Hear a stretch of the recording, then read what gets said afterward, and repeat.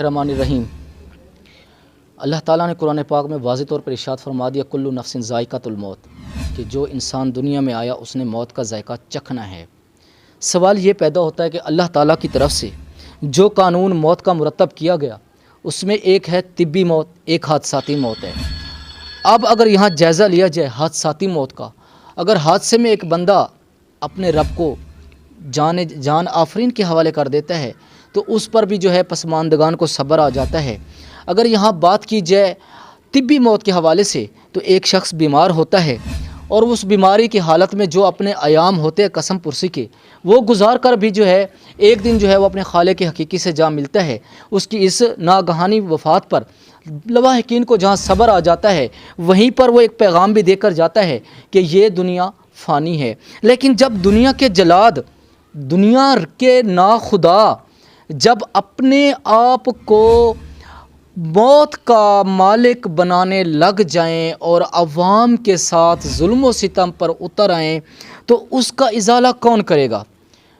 آج جس فیملی کے ساتھ میں پروگرام کرنے جا رہا ہوں، محلہ سیالاں والا کے اندر یہ متاثرہ خاندان ہے جن کی جواں سالہ بیٹی، جس بیٹی کے اوپر نہ ماں کا سایہ نہ باپ کا سایہ، صرف بھائیوں کا سایہ ہے یا ماموں کا۔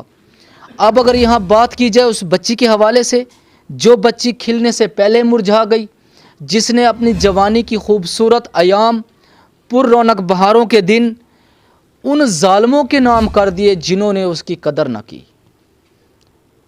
آج جو فیملی میرے ساتھ موجود ہے، اس فیملی کی وہ نوجوان بچی جس کی 1 سال قبل شادی ہوئی، پیا دیس سدھار گئی، اب وہاں جا کر اس کو روایتی طریقے سے جو سسرال کا ایک طریقہ کار ہوتا ہے، پہلے دلہن کو آنکھوں پہ بٹھاتے ہیں، ناز نخرے اٹھاتے ہیں، پھر آہستہ آہستہ کبھی اس کو میکے سے زیورات نہ لانے کا تانا، کبھی جہیز نہ لانے کا تانا، کبھی مال و زر نہ لانے کا تانا، بالآخر یہ انجام اس کی موت پر جا کے ختم ہوتا ہے۔ آج میرے ساتھ ایک ایسی فیملی موجود ہے، محمد رفیق حافظی، محلہ سیالاں والا کے، جن کی ہمشیرہ کی شادی جنوبی سوہالہ بکھر میں ہوئی۔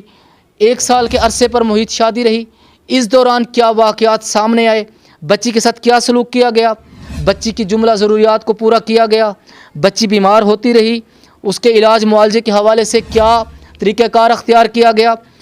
اپنے منہ سے ہم نے کچھ اقرار نہیں کرنا، جو حقائق ہیں آج وہ آپ کے سامنے لا رہے ہیں کہ وہ بچی کس طرح اپنی جان کی بازی ہار گئی، اس کے ساتھ یہ معاملہ کیسے ہوا، کس طرح ہوا، اس کے مرتکب عناصر کیفر کردار تک پہنچے، کیا ان کے ساتھ انصاف ہوا۔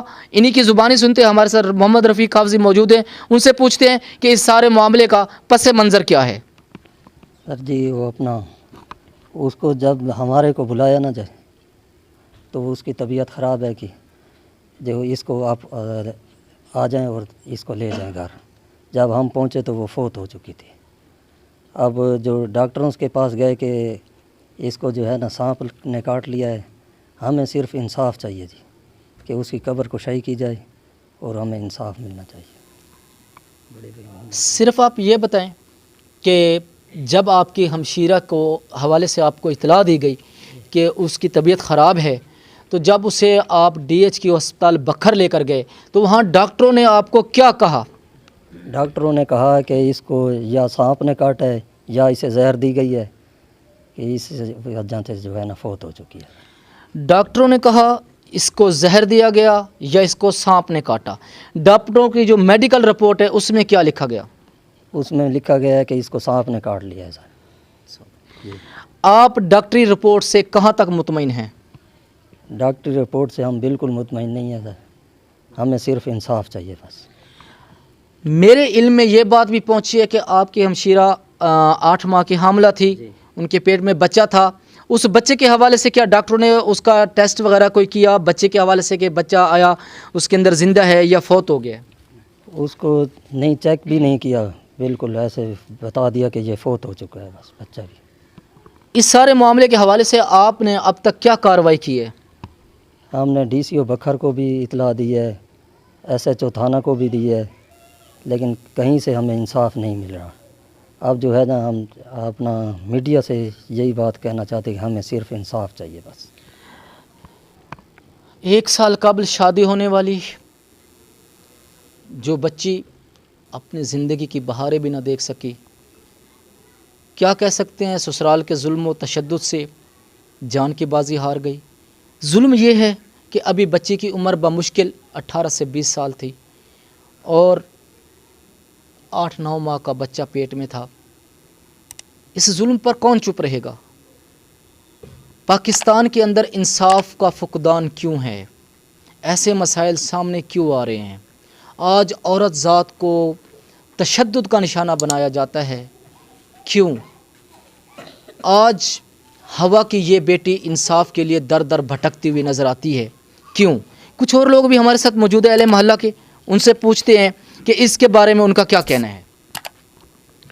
ہمیں نا انصاف چاہیے، ہم ان کے پڑوسی ہیں۔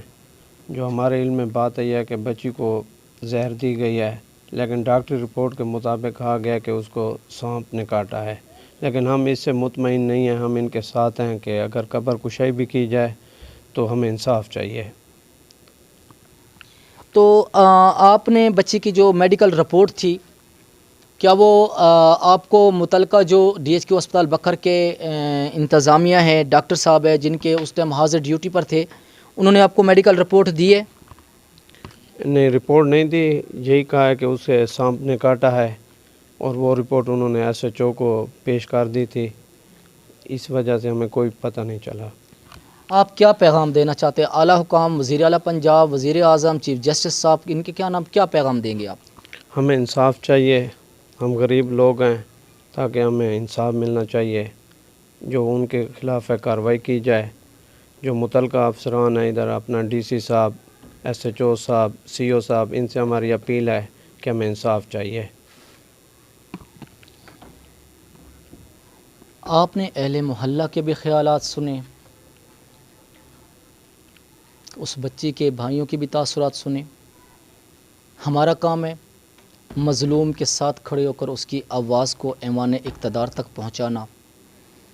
ظلم کی انتہا صرف یہیں ختم نہیں ہوتی، یہ تب تک ہوتا رہے گا جب تک ہوا کی بیٹی کے اوپر اس طرح کے ظلم و ستم ہوتے رہیں گے۔ جب تک ہوا کی بیٹی کو انصاف نہیں ملے گا، اس کے لیے انصاف کا دائرہ کار وسیع نہیں بنایا جائے گا، اس وقت تک یہ تمام ظلم و ستم ایسے ہی ہوتے رہیں گے۔ خدارا آج ہوا کی اس بیٹی کو تحفظ فراہم کیجیے، آج اس کو انصاف دیجیے، تاکہ یہ ماں، بہن، بیوی اور بیٹی جو ایک 4 رشتوں سے جڑ کر عورت جیسے عظیم مرتبے پر فائز ہوئی ہے، اس کے حقوق کو سمجھا جائے، اس کے حقوق کا خیال رکھا جائے۔ ہم امید کرتے ہیں DC بکر سید موسیٰ رضا گیلانی صاحب، CO ہیلتھ راؤ محمد سلیمان زاہد صاحب خصوصی شفقت فرماتے ہوئے اس متاثرہ فیملی کے دکھ درد کو سنیں گے، دیکھیں گے، سمجھیں گے، اور ان کے ساتھ اپنے انصاف کے تقاضوں کو پورا کرتے ہوئے انہیں انصاف کی فراہمی کو یقینی بنائیں گے۔ ہمارا پروگرام میری آواز سنو اسی طرح مظلوموں کا ساتھ دے کر ان کی آواز کو ایوان اقتدار تک پہنچاتا رہے گا، کیونکہ ہم نے مظلوم کا ساتھ دینا ہے۔ ساتھی رپورٹر رحمت اللہ گیلانی کے ساتھ ایم صابر کو اجازت دیجیے۔ اللہ حامی و ناصر۔